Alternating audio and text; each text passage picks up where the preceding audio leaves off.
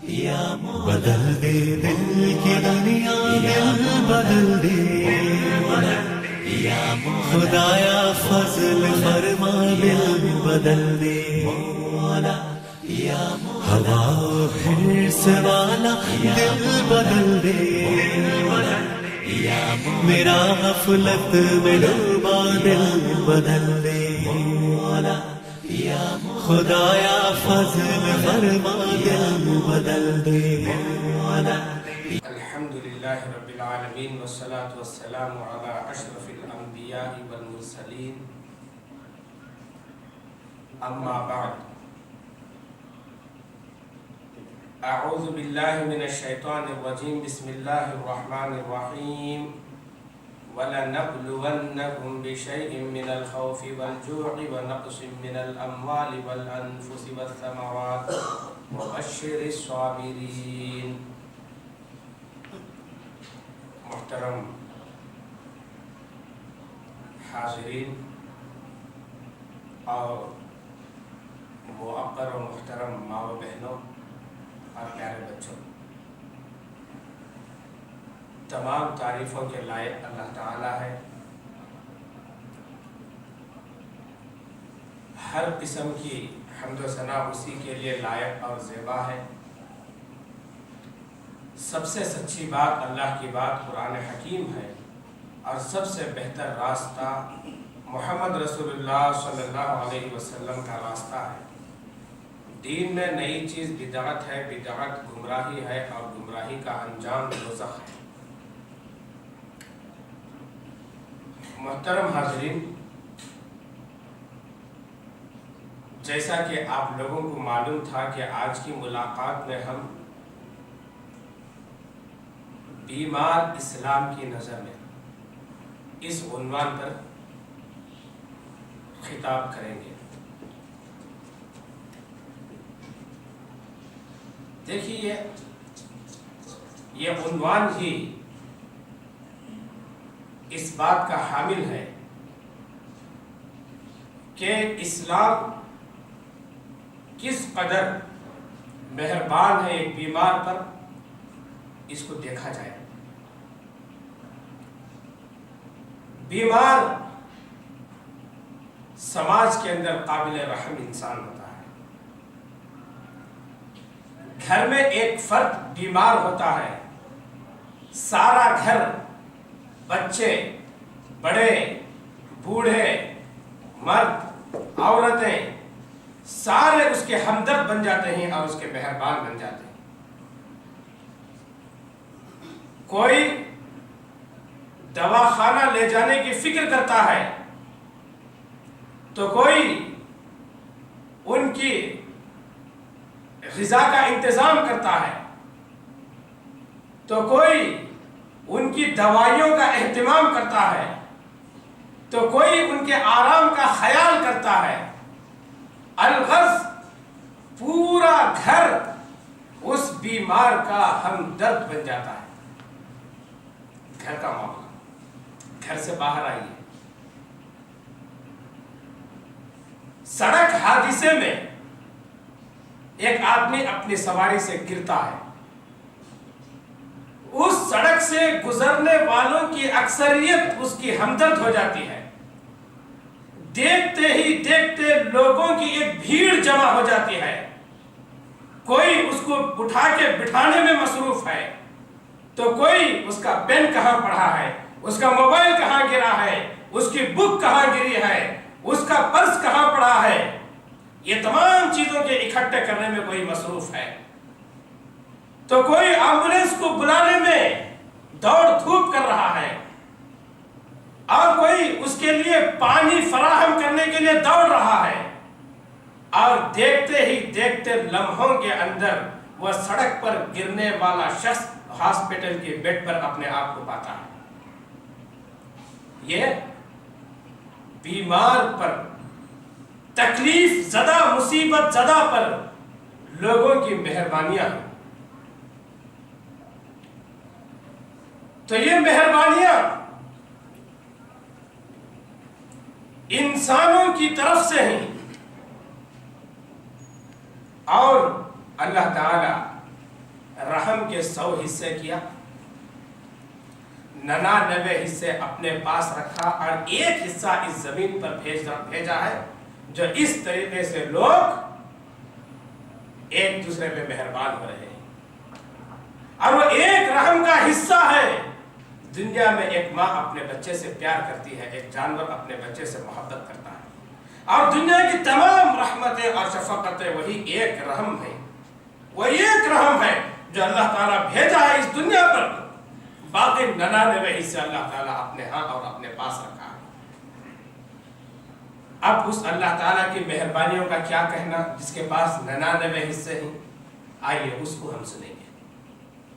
ایک بیمار پر اللہ کا رحم و کرم کیا ہے اور کس قدر ہے۔ ایک کافر بھی بیمار ہوتا ہے، ایک مشرک بھی بیمار ہوتا ہے، ایک مومن بھی بیمار ہوتا ہے، لیکن یہ بیماری ایک کافر اور ایک مشرک کے حق میں عذاب بن سکتی ہے، لیکن ایک مومن کے حق میں سوائے رحمت کے کچھ نہیں۔ آئیے ان باتوں کو ذرا تفصیل سے سنیں گے، اس کے فوائد، بیماری کے فوائد کو ہم سنیں گے۔ سب سے پہلا بیماری کا یہ فائدہ ہے کہ اللہ تعالیٰ بیمار کے گناہوں کو مٹا دیتا ہے۔ یہ عظیم فائدہ ہے، یہ بہت ہی بڑا فائدہ ہے کہ اللہ تعالیٰ بیمار کے گناہوں کو معاف کر دیتا ہے۔ اس تعلق سے سب سے پہلے ہم بخاری کی ایک روایت کتاب المرضی کی سنیں گے۔ راوی حضرت عبداللہ بن مسعود رضی اللہ تعالیٰ عنہ ہے، اس کے بعد ہم دھیرے دھیرے بات کو آگے بڑھائیں گے۔ روایت اس طرح ہے، عن عبداللہ بن مسعود رضی اللہ تعالیٰ عنہ قال قال رسول اللہ صلی اللہ علیہ وسلم ما من مسلم يصيب اذى شوكة فما فوقها الا كفر الله بها سيئاته كما تحط الشجرة ورقها، رواه البخاری في کتاب المرضى باب اشد الناس بلاء الانبیاء فالامثل فالامثل، کہ رسول اللہ صلی اللہ علیہ وسلم نے فرمایا کسی بھی مسلمان کو کوئی تکلیف پہنچتی ہے، ما من مسلم یصیب، کسی بھی مسلمان کو کوئی تکلیف پہنچتی ہے، شوکۃ فما فوقها، اور اس تکلیف کی شکل یہاں پر یہ بتائی گئی کہ شوکۃ فما فوقها، کانٹا چبھتا ہے یا اس سے بڑھ کر کوئی تکلیف ایک مسلمان کو پہنچتی ہے، مگر یہ کہ اللہ تعالیٰ اس کے گناہوں کو مٹا دیتا ہے۔ کما تحط الشجرۃ ورقها، جس طریقے سے ایک درخت اپنے پتوں کو گرا دیتا ہے، اس طرح سے اللہ تعالیٰ اس کے گناہوں کو مٹا دیتا ہے، اس کے گناہوں کو معاف کر دیتا ہے۔ اور یہ روایت بخاری کتاب المرضی کے اندر ہے، اور امام بخاری رحمہ اللہ باب باندھتے ہیں، باب اشد الناس بلاء الانبیاء ثم الامثل فالامثل، کہ سب سے زیادہ مصیبتیں انبیاء کو ہوتی ہیں،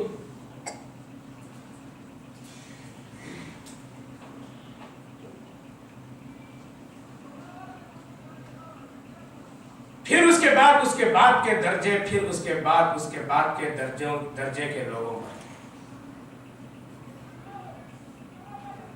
دیکھیے بیماری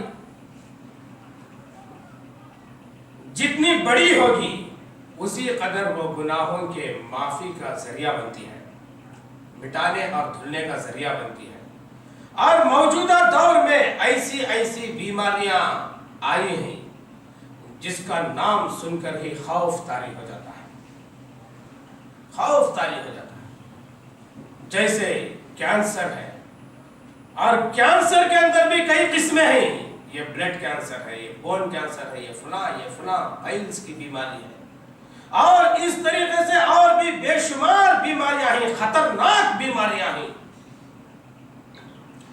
لیکن یہ بیماریاں اہل ایمان کی مغفرت کا ذریعہ ہیں، اس لیے مومن کو خوف زدہ نہیں ہونا چاہیے۔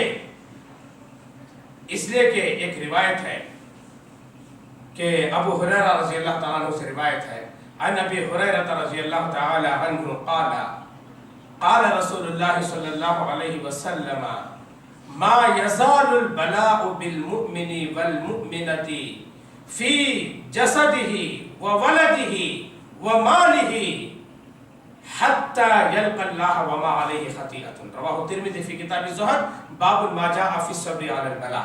یہ ترمذی کتاب الزہد کے اندر یہ روایت موجود ہے کہ اللہ کے نبی صلی اللہ علیہ وسلم نے فرمایا اللہ تعالی ایک مومن مرد اور ایک مومن عورت کو برابر آزمائشوں میں مبتلا کرتا رہتا ہے اس کے مال کے ذریعے سے، اس کی جان کے ذریعے سے اور اس کی اولاد کے ذریعے سے اس کو آزمائشوں میں مبتلا کرتا رہتا ہے حتی یلقی اللہ وما علیہ خطیئۃ، یہاں تک کہ روز قیامت وہ اللہ کے دربار میں پہنچتا ہے یا پہنچتی ہے تو ان کے نام اعمال میں کوئی گناہ باقی نہیں رہتا. اس لیے کہ دنیا میں جو ان کو مصیبت آئی تھی، دنیا میں جو ان کو پریشانی آئی تھی، اس مصیبت اور اس پریشانی کی وجہ سے ان کے گناہوں کو اللہ تعالیٰ معاف کر دیتا ہے، ان کے گناہوں کو اللہ تعالیٰ مٹا دیتا ہے. اور یہی وجہ ہے کہ اللہ کے نبی صلی اللہ علیہ وسلم بیماریوں کو گالی دینے سے منع کیا، بیماریوں کو برا بھلا بولنے سے منع کیا، اور اسی طریقے سے بیماریوں میں بے صبر ہونے سے آپ نے منع کیا. چنانچہ حضرت جابر رضی اللہ تعالیٰ عنہ فرماتے ہیں کہ عن جابر رضی اللہ تعالیٰ عنہ قال دخل النبي صلى الله عليه وسلم على ام السائب وهي تزفزف فقال رسول الله صلى الله عليه وسلم ما لك؟ قالت الحمى اخزاها الله. فقال النبي صلى الله عليه وسلم مه لا تسبيها فانها تذهب خطايا المؤمن كما يذهب الكير خبث الحديد. یہ امام بخاری رحمہ اللہ کی الادب المفرد جو ہے اس کے اندر صحیح سند کے ساتھ یہ روایت موجود ہے کہ جابر رضی اللہ تعالیٰ عنہ فرماتے ہیں اللہ کے نبی صلی اللہ علیہ وسلم ام السائب ایک عورت تھی، ایک صحابیہ تھی، ان کی عیادت کے لیے تشریف لے گئے اور وہ بخار میں مبتلا تھی. جب آپ صلی اللہ علیہ وسلم ان کے پاس پہنچے تو وہی تزفزف، وہ کپ کپا رہی تھی، بخار کی وجہ سے کپ کپا رہی تھی. اللہ کے نبی صلی اللہ علیہ وسلم نے پوچھا مالکی، تمہیں جو کپ کپا رہی ہیں یہ کیا وجہ ہے، کون سی بیماری ہے؟ تو انہوں نے کہا الحمى اخزاها اللہ، یہ بخار کی وجہ سے مجھے ایسے ہو رہا ہے، اللہ اس کو رسوا کرے. اخزاها اللہ، اللہ یہ بخار کو رسوا کرے. تو اللہ کے نبی صلی اللہ علیہ وسلم نے فرمایا نہیں، ایسی باتیں نہیں کرنا، لا تسبیہا، کہ اس بخار کو تم گالی نہ دو، فإنہا تذہب خطایا المؤمن، اس لیے کہ یہ بخار مومن کے گناہوں کو ختم کر دیتی ہے. کما یذہب الکیر خبث الحدید، جس طریقے سے بھٹی لوہے کی گندگی کو پاک کر دیتی ہے اور صاف کر دیتی ہے اور ہٹا دیتی ہے. الادب المفرد کے اندر صحیح سند کے ساتھ یہ موجود ہے. تو معلوم یہ ہوا ان تمام اس حدیث سے کہ بیماری گناہوں کی معافی کا ذریعہ بنتی ہے تو اس کو برا بھلا بھی نہیں بولنا چاہیے. اور سورہ نساء کی آیت نازل ہوئی من یعمل سوءا یجزا بہ، جو آدمی جو بھی برائی کرے گا اس کا بدلہ اس کو دیا جائے گا، یجزا بہ، اس کا بدلہ اس کو دیا جائے گا. ابو بکر صدیق رضی اللہ تعالیٰ عنہ ایک متقی صحابی تھے، ان کے تقوی کا کیا کہنا. جب بھی کوئی بات ایسی سنتے تو وہ روتے ہوئے اللہ کے نبی صلی اللہ علیہ وسلم کے پاس آتے. یہ آیت اتری تو روتے ہوئے آپ صلی اللہ علیہ وسلم کے پاس آئے اور آ کر کہنے لگے اے اللہ کے نبی صلی اللہ علیہ وسلم، یہ جو آیت اتری ہے من یعمل سوءا یجزا بہ، جو بھی برا کرے گا اس کا بدلہ اس کو دے دیا جائے گا.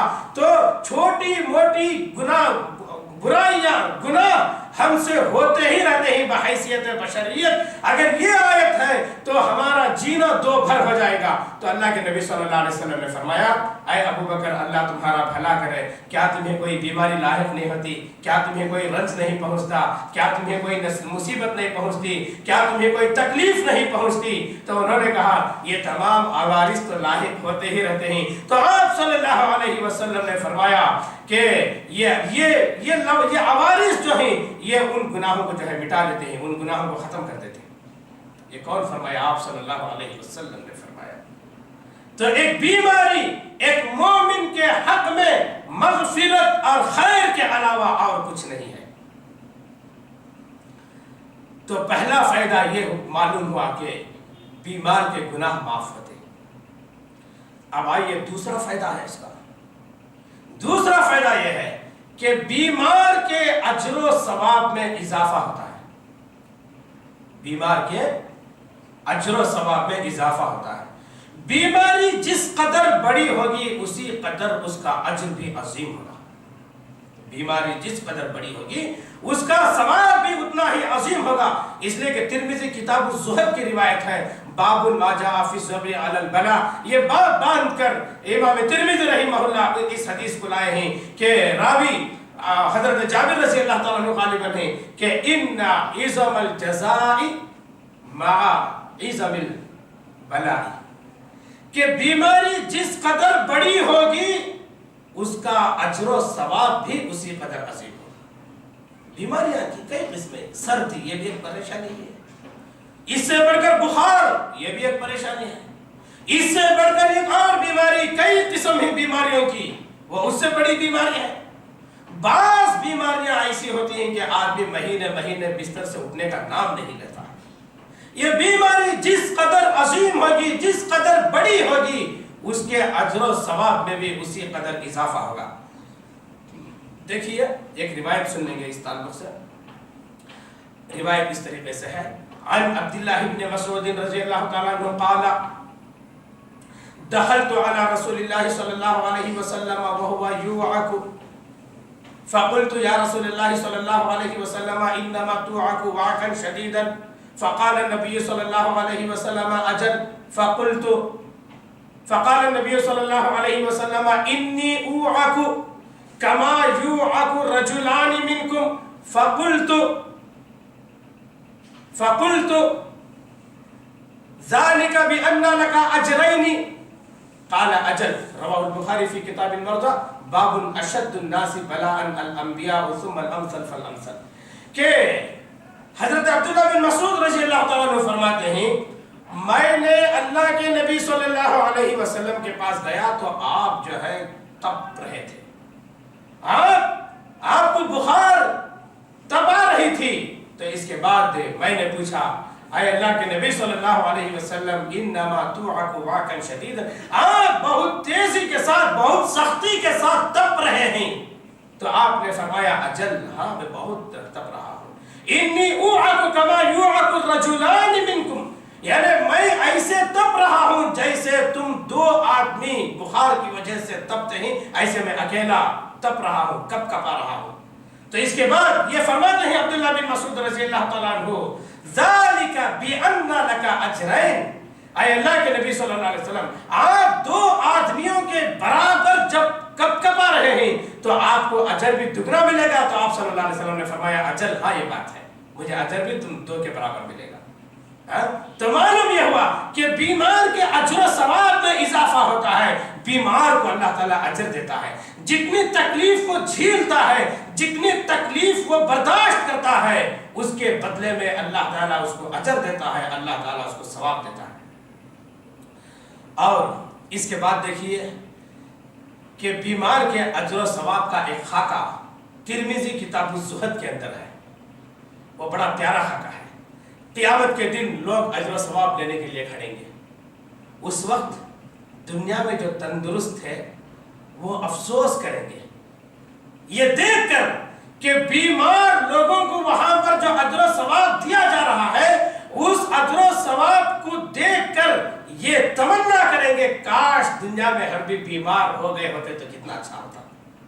یہ اجر اور یہ ثواب ہم بھی لے سکتے تھے، ہم کو بھی ملتا تھا.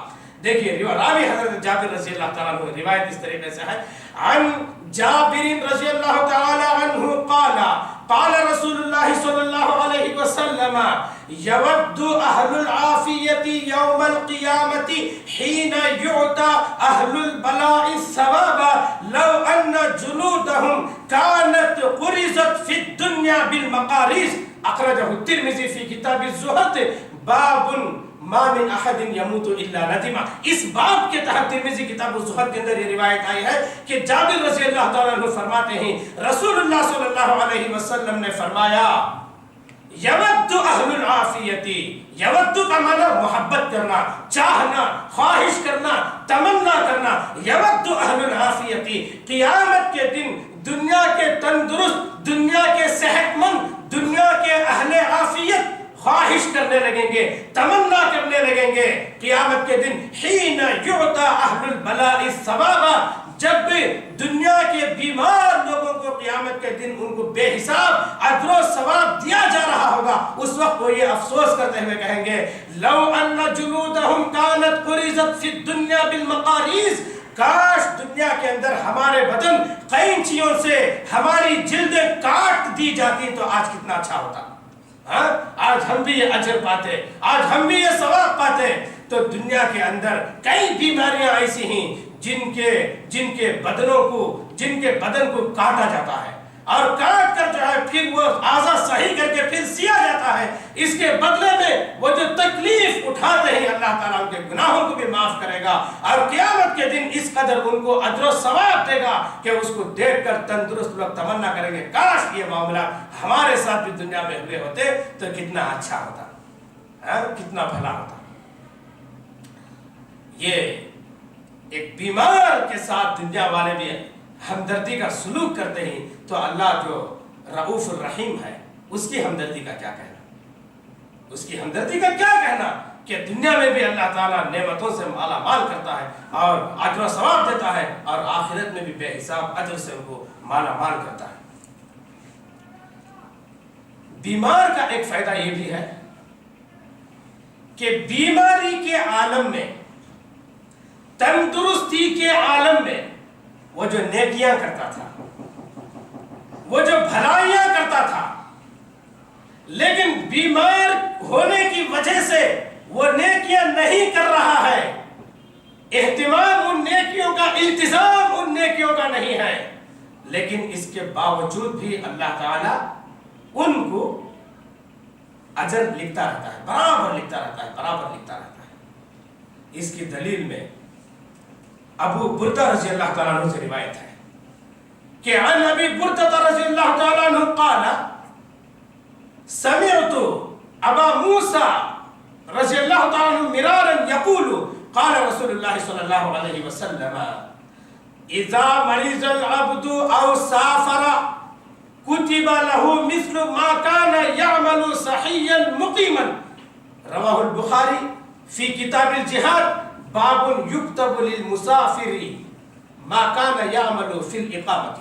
اس باب کے تحت یہ حدیث ہے کہ رسول اللہ صلی اللہ علیہ وسلم نے فرمایا اذا مرض العبد، بندہ جب بیمار ہوتا ہے یا سفر پر نکلتا ہے تو اللہ تعالیٰ اس کو برابر اس کا وہ اجر و ثواب لکھتا رہتا ہے، لکھ دیا جاتا ہے جو وہ تندرستی کے عالم میں اور اقامت کے عالم میں کیا کرتا تھا۔ تو اسی واسطے اس حدیث کو امام بخاری رحمہ اللہ کتاب الجہاد کے اندر لائے ہیں، اور باب بھی یہی باندھے ہیں باب یکتب للمسافر ما کان یعمل فی الاقامۃ، وہ حالت اقامت میں یا حالت تندرستی میں جو عمل کیا کرتا تھا اس کی بیماری میں وہ عمل اللہ تعالیٰ برابر لکھتا رہے گا۔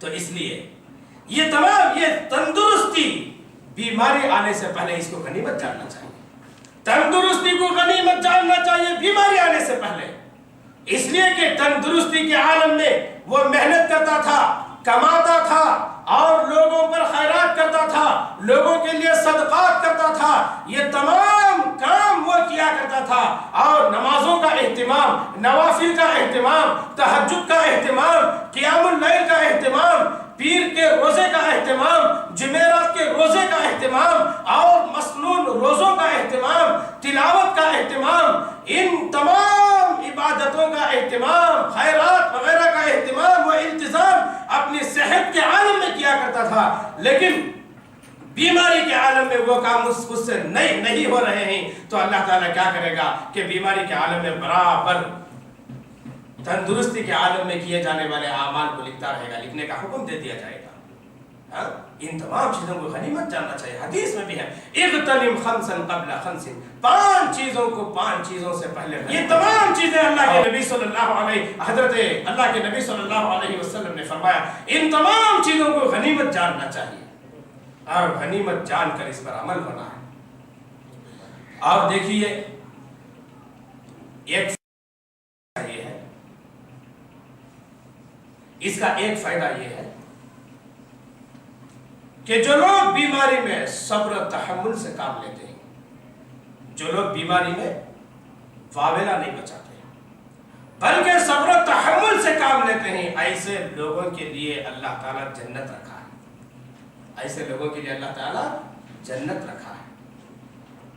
تو اس تعلق سے عطا بن رباح رضی اللہ تعالیٰ عنہ سے ایک روایت وہ فرماتے ہیں کہ روایت اس طریقے سے ہے، ان عطا ابن رباح رضی اللہ تعالیٰ عنہ قال لی ابن عباس رضی اللہ تعالیٰ عنہ الا اریک امرأة من اہل الجنة فقلت بلا قال هذه المرأة السوداء أتت النبي صلى الله عليه وسلم فقالت يا رسول الله صلى الله عليه وسلم إني أسرع وأتكشف فادع الله لي فقال رسول الله صلى الله عليه وسلم إن صبرت إن شئت صبرت ولك الجنة وإن شئت دعوت الله أن يعافيك فقالت أصبر فقالت إني أتكشف فادع الله لي ألا أتكشف فدعا لها رواه البخاري في كتاب المرضى باب فضل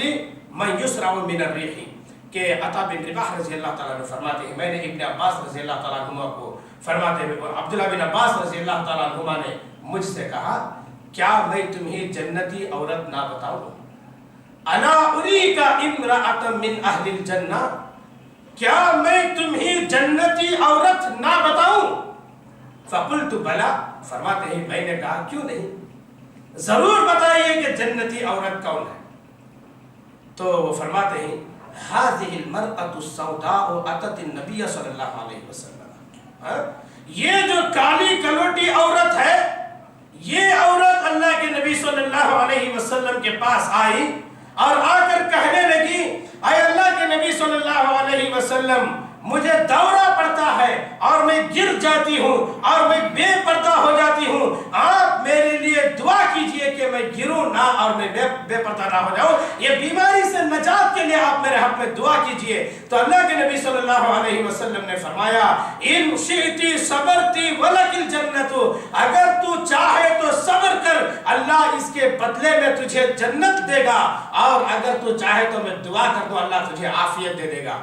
یہ عورت جیسے ہی یہ بیماری کے بدلے میں جنت سنی، اس نے فوراً کہا کہ اصبر، میں صبر کر لوں گی، مجھے جنت چاہیے میں صبر کر لوں گی۔ اس کے بعد اس عورت نے کہا کہ اے اللہ کے نبی صلی اللہ علیہ وسلم انی اتکشف فادع اللہ لی الا اتکشف، میں گرتی ہوں تو میرا صدر ہٹ جاتا ہے، تو آپ صلی اللہ علیہ وسلم مجھے میرے لیے اتنی دعا کر دیجئے کہ میں بے پردہ نہ ہوں۔ آپ نے اس کے حق میں وہ دعا کر دی، بے پردگی کے نہ ہونے کی دعا کر دیے۔ یہ حدیث یہ بتا رہی ہے کہ بیماری میں جو لوگ صبر سے کام لیتے ہیں تقدیر کو برا بھلا نہیں بولتے، اللہ کے لکھے کو برا بھلا نہیں بولتے، بلکہ تقدیر پہ راضی ہوتے ہیں اور صبر سے کام لیتے ہیں، تو اللہ تعالیٰ کیا کرتا ہے؟ اللہ تعالیٰ اس کے بدلے میں ان کو جنت دیتا ہے۔ یہ بہت بڑی چیز ہے، اللہ ان کو جنت دے دے، یہ بڑی چیز ہے، ایک عظیم چیز ہے یہ۔ اور اتنا ہی نہیں بلکہ اس سے اللہ کا تقرب حاصل ہوتا ہے، بیمار کو اللہ کا تقرب حاصل ہوتا ہے، یہ بڑی چیز ہے کہ اللہ کا تقرب حاصل ہو جائے۔ دیکھیے روایت اس طریقے سے ہے، عن ابی ہریرہ رضی اللہ تعالیٰ عنہ قال قال رسول اللہ صلی اللہ علیہ وسلم یقول اللہ تعالی، کہ ابو ہریرہ رضی اللہ تعالیٰ عنہ فرماتے ہیں رسول اللہ صلی اللہ علیہ وسلم نے فرمایا، اللہ تعالیٰ فرماتا ہے، یقول اللہ تعالی، اللہ تعالیٰ فرماتا ہے، یہ حدیث قدسی ہے۔ کیا فرماتا ہے اللہ تعالیٰ؟ یبن آدم مرضت فلم تعودنی قال یا ربی کیف اعودک وانت رب العالمین قال اما علمت ان عبدی فلانا مریض فلو كنت عدته لوجدته ذلك عندي او وجدتني عنده۔ یہ حدیث بھی امام بخاری کے الادب المفرد کے اندر صحیح سند کے ساتھ موجود ہے کہ اللہ تعالیٰ قیامت کے دن لوگوں سے مختلف قسم کی گفتگو اللہ تعالیٰ کرے گا، اور اس گفتگو میں اللہ تعالیٰ ایک آدمی سے کہے گا یبن آدم، اے ابن آدم مرضت فلم تعودنی، میں بیمار تھا تو میری عیادت کے لیے نہیں آیا. وہ بندہ کہے گا ربی کیف اعودک وانت رب العالمین، اے اللہ کیسے میں تیری عیادت کر سکتا ہوں، کب تو بیمار تھا، تو رب العالمین ہے، کیسے میں تیری عیادت کر سکتا ہوں. تو اللہ تعالیٰ کہے گا اما علمت ان عبدی فلانا مریض، کیا تجھے نہیں معلوم تھا کہ میرا فلاں بندہ بیمار تھا، اگر تو اس کی عیادت کیا ہوتا فلو كنت عدته، اگر تو اس کی عیادت کیا ہوتا لوجدت ذلك عندي، تو اس کا اجر آج میرے پاس پاتا، او وجدتنی عنده، یا تو مجھے اس کے پاس پاتا، یعنی میری مدد اور میری رحمت کو، میرے کرم کو تو اس کے پاس پاتا، میرا رحم و کرم اس کے پاس تھا، وہ تجھے حاصل ہوتا. یہ کون کہے گا؟ اللہ تعالیٰ قیامت کے دن کہے گا. اور یہ کس سے کہے گا؟ ایک انسان سے کہے گا. اور کون سے انسان سے کہے گا؟ اس انسان سے جو اس کے کنبے میں بیمار تھے، اس کے قبیلے میں بیمار تھے، اس کے متعلقین میں بیمار تھے، اس کی جان پہچان کے لوگوں میں لوگ بیمار تھے. اس کو معلوم تھا کہ میرے قبیلے میں، میرے خاندان میں، میرے رشتہ داروں میں، میرے متعلقین میں لوگ بیمار ہیں، لیکن اس کے باوجود ان کی عیادت کے لیے وہ نہیں گیا تھا. تو اس لیے اللہ تعالیٰ کہے گا کہ میرا بندہ بیمار تھا تو عیادت کے لیے نہیں گیا، اگر جاتا تو اس کا اجر میرے پاس پاتا. تو معلوم یہ ہوا کہ مریض اگر کوئی ہے، ہمارا یہ حق ہے، ہم کو اللہ تعالیٰ صحت و تندرستی جو دیا ہے، اس بنیاد پر ہمارا یہ حق ہے کہ ہم اس کی عیادت کریں. اللہ کے نبی صلی اللہ علیہ وسلم نے فرمایا حق المسلم علی المسلم ست، ایک مسلمان کا حق دوسرے مسلمان پر وہ 6 حقوق ہیں. اس کے اندر ایک یہ بھی ہے عیادت المریض. عیادت المریض، مریض کی عیادت کرنا، اس کی بیمار پرسی کرنا، اس کا حال پوچھنا.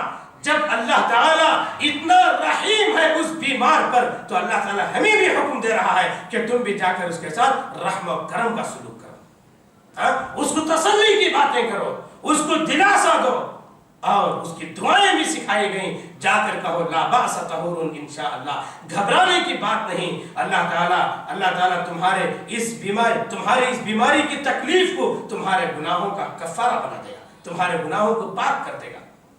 ایسی تسلیاں دینے کے لیے کہا کون؟ رب العالمین اللہ تعالیٰ نے کہا.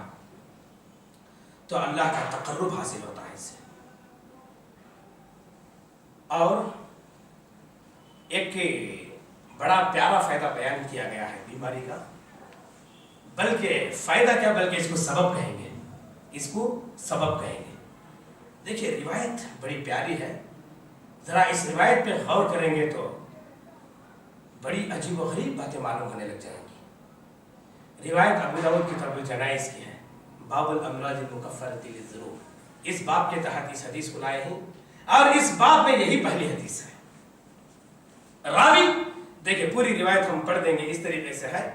عن ابراہیم ابن مہدی السلمی عن ابیہ عن جدہ وکانت لہ صحبۃ من رسول اللہ صلی اللہ علیہ وسلم قال سمعت رسول اللہ صلی اللہ علیہ وسلم یقول، یہاں تک یہ سند کا معاملہ ہو، یقول اذا کان العبد ان العبد اذا سبقت له من اللہ منزلۃ لم يبلغها بعمله ابتلاه اللہ فی جسده او فی ماله او فی ولده ثم صبره على ذلك حتى يبلغ المنزلة التي سبقت له من الله تبارك وتعالى. رواه ابو داود في كتاب الجنائز باب الامراض المكفرة للذنوب. یہ روایت ذرا غور سے سنیں گے، اس کے لیے دلچسپی کی بھی ضرورت ہوتی ہے کہ ابراہیم بن مہدی السلمی اپنے باپ سے روایت کرتے ہیں اور وہ اپنے دادا سے روایت کرتے ہیں، اور ان کو اللہ کے نبی صلی اللہ علیہ وسلم کی صحبت نصیب ہوئی. وہ فرماتے ہیں میں نے رسول اللہ صلی اللہ علیہ وسلم کو فرماتے ہوئے سنا ان العبد اذا سبقت له من اللہ منزلۃ، اللہ تعالی جنت میں ایک مقام لکھ دیتا ہے ایک بندے کے نام پر، ایک مقام لکھ دیتا ہے. یہ مقام بکر کے لیے، یہ مقام زید کے لیے، یہ مقام حفصہ کے لیے، یہ مقام فاطمہ کے لیے.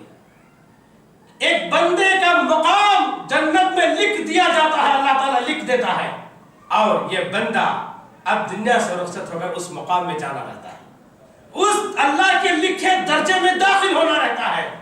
لیکن افسوس کی بات تو یہ ہوتی ہے لم یبلغھا بعملہ، یہ بندہ اس مقام میں داخل ہونے کا عمل نہیں کر پاتا، اس مقام میں داخل ہونے کا عمل اس سے نہیں ہو پاتا.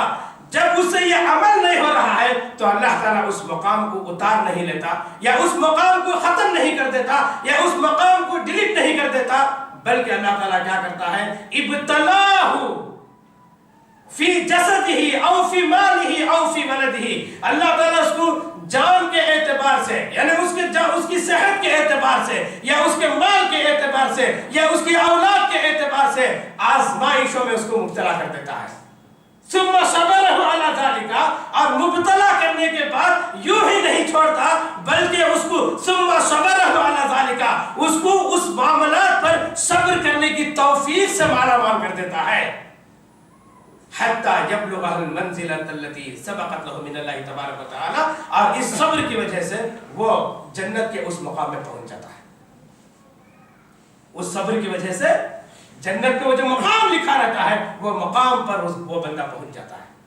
اور محدثین کو اللہ تعالیٰ جزائے خیر دے کہ باب جو وہ باندھتے ہیں، وہ باب سے حدیث کے سمجھنے میں کیسی مدد ملتی ہے.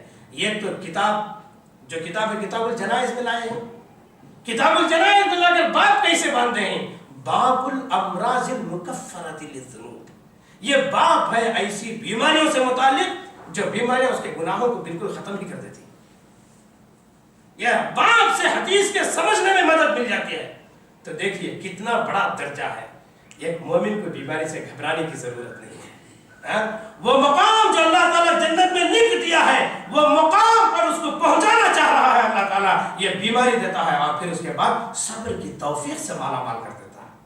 ثم صبرہ علی ذلک حتی یبلغھا المنزلۃ التي سبقت له من اللہ تبارک و تعالی.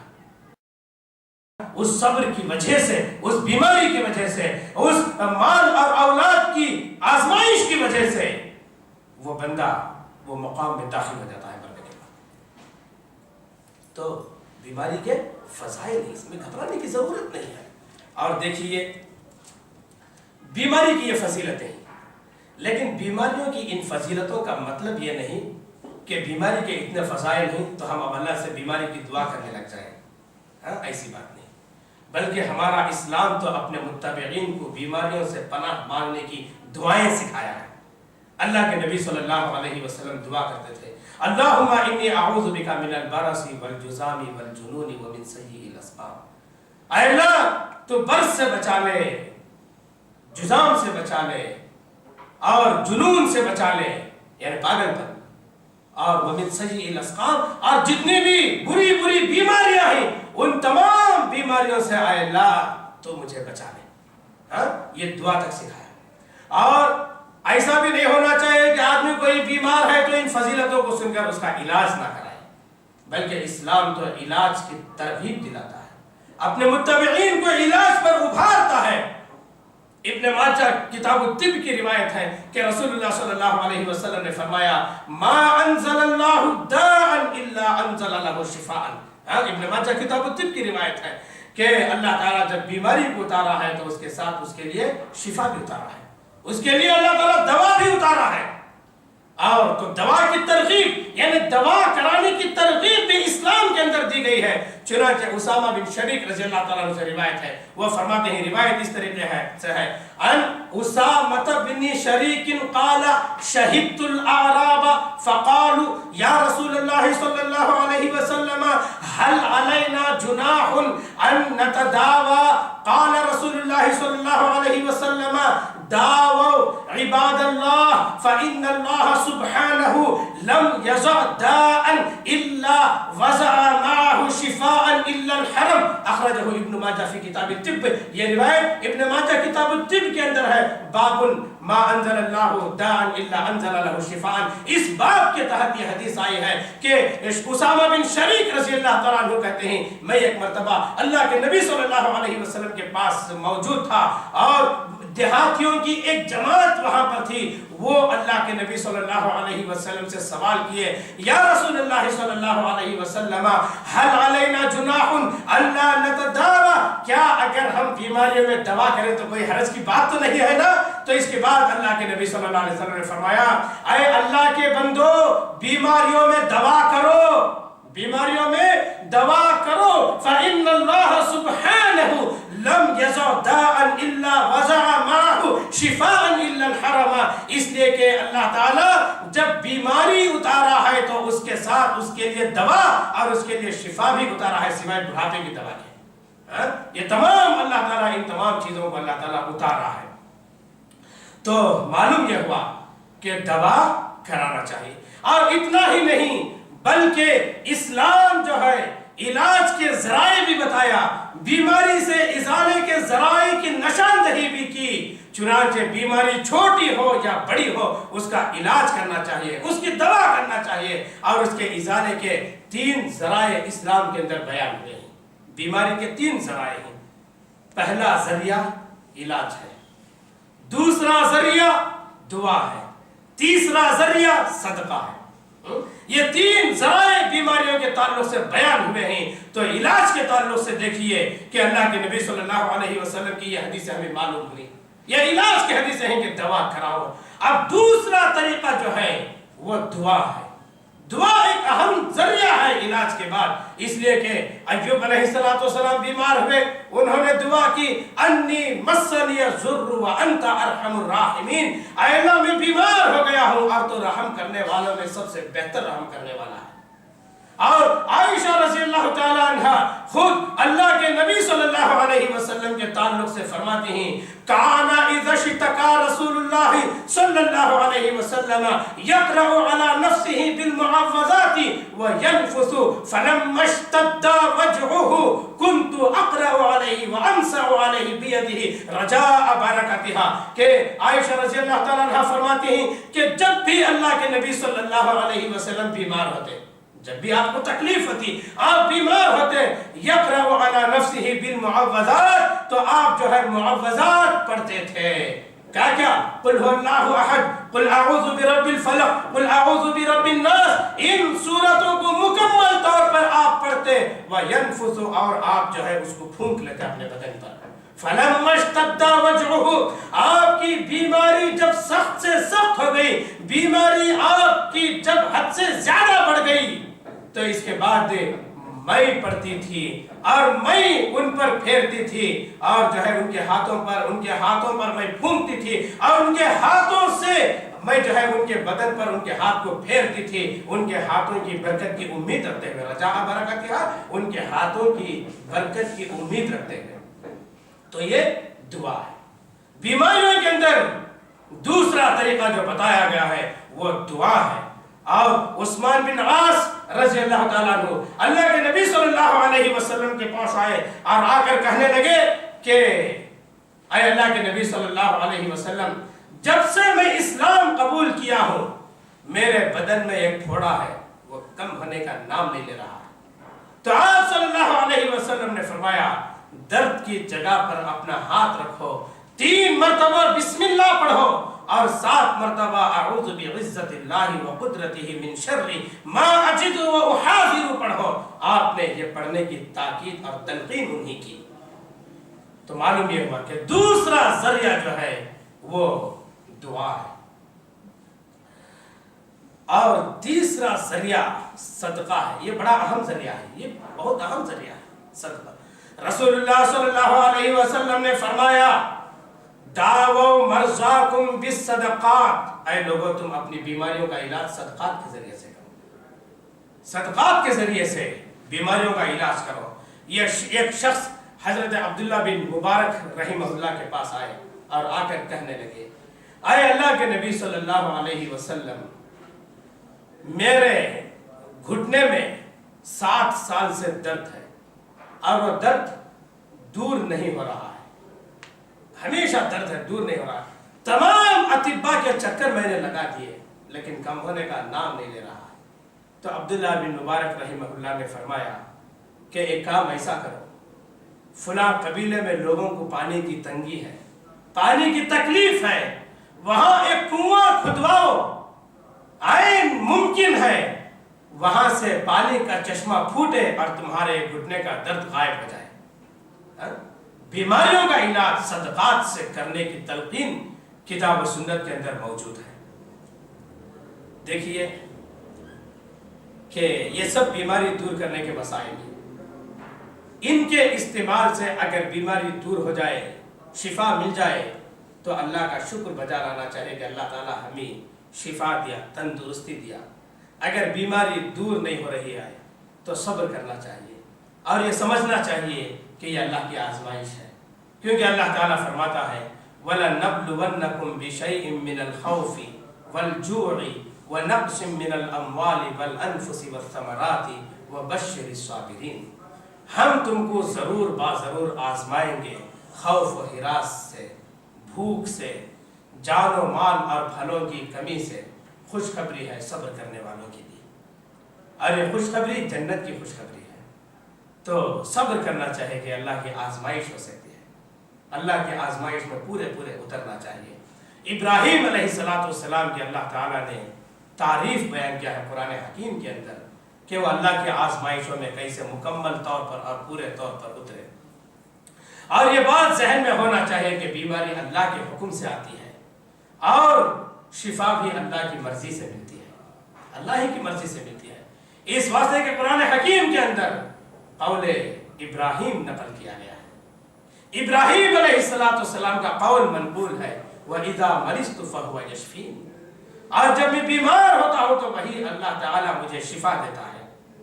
اور بندے کو اس بات پر بھی یقین ہونا چاہیے کہ دوا بھی اللہ کے حکم سے ہی اثر کرتی ہے، اس لیے کہ مسلم کی روایت ہے، رسول اللہ صلی اللہ علیہ وسلم نے فرمایا لِكُلِّ دَاءٍ دَوَاءٌ فَإِذَا أُصِيبَ دَوَاءُ الدَّاءِ بَرَأَ بِإِذْنِ اللہ، یہ مسلم کی روایت ہے۔ ہر بیماری کے لیے اللہ نے دوا اتارا ہے، ہر بیماری کی دوا موجود ہے۔ جب دوا بیماری کے موافق ہو جائے، یہ ضروری ہے، دوا بیماری کے موافق ہو جائے تو اللہ کے حکم سے اس کو شفا مل جائے گا۔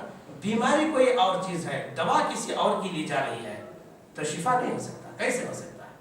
فَإِذَا أُصِيبَ دَوَاءُ الدَّاءِ، موافقت ضروری ہے، دوا بیماری کے موافق ہو جائے تو اللہ کے حکم سے وہ صحیح ہو جائے گا، اللہ کے حکم سے اس کو شفا مل جائے گا۔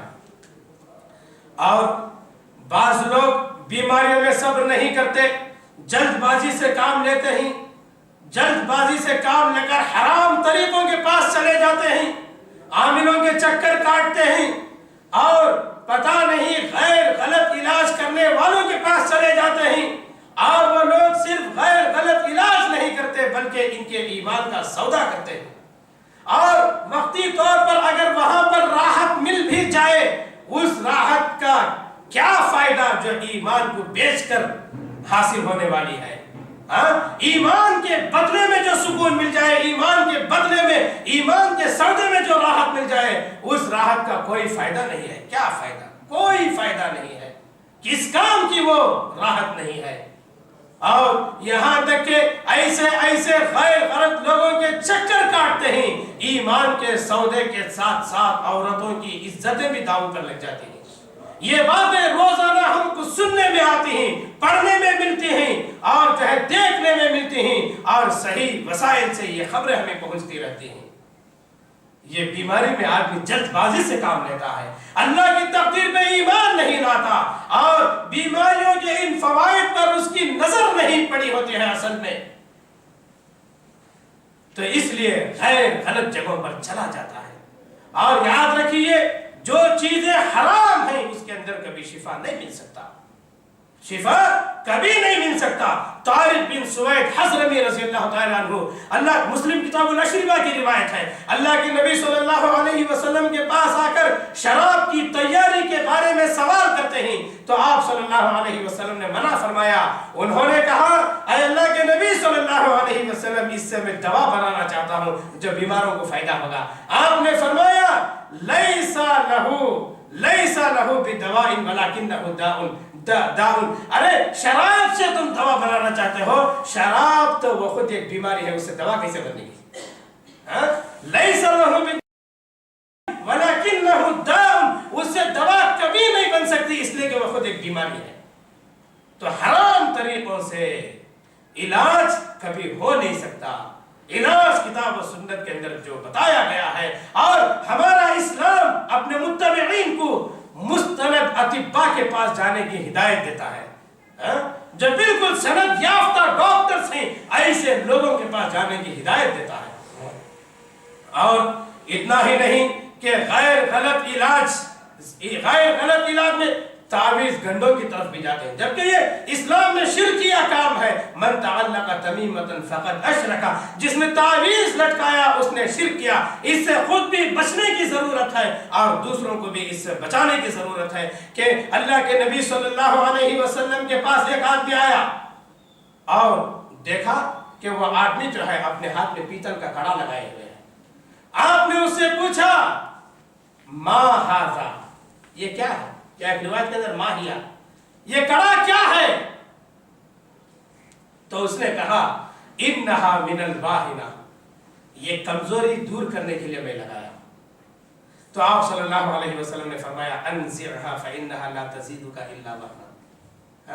ये इब्न माजा किताब तिब की रिवायत है। अनज़िरहा, इसको निकालो, फ़इन्नहा ला तज़ीदुका इल्ला वहना, ये तुम्हारी कमजोरी को और ज्यादा करेगा, ये तुम्हारी कमजोरी को और ज्यादा करेगा। ये हदीस यानी इब्न माजा किताब तिब की ये हदीस बता रही है कि अगर कोई बुखार के लिए तावीज लगाता है, वो तावीज उसके बुखार को और ज्यादा करेगा। अगर कोई नज़र बद के लिए काला धागा बांधता है, तो वो काला धागा उसके नज़र बद को और ज्यादा बढ़ावा देगा, इसलिए कि वो कमजोरी के लिए कड़ा लगाया था। आपने क्या फरमाया? ये कमजोरी को और ज्यादा करेगा, ये तमाम चीजें उसकी बीमारी को और ज्यादा करेंगी। तो देखिए, हर हाल में बंदे को अल्लाह का शुक्रगुजार बनना है, हर हाल में अल्लाह का शुक्रगुजार बनना है। और शुक्रगुजार बनने के लिए जरूरत इस बात की है कि अल्लाह किसी को बीमारी दिया है तो ये शुक्र करना चाहिए कि अल्लाह तो मुझे एक बीमारी दिया, बहुत सारी बीमारियां तो नहीं दिया। शुक्र अदा करने के लिए ये लॉजिक जरूरी होती है। हजरत उर्वा बिन जुबैर रहिमहुल्लाह के बारे में आता है कि उनके पैर में जख्म था, जख्म की वजह से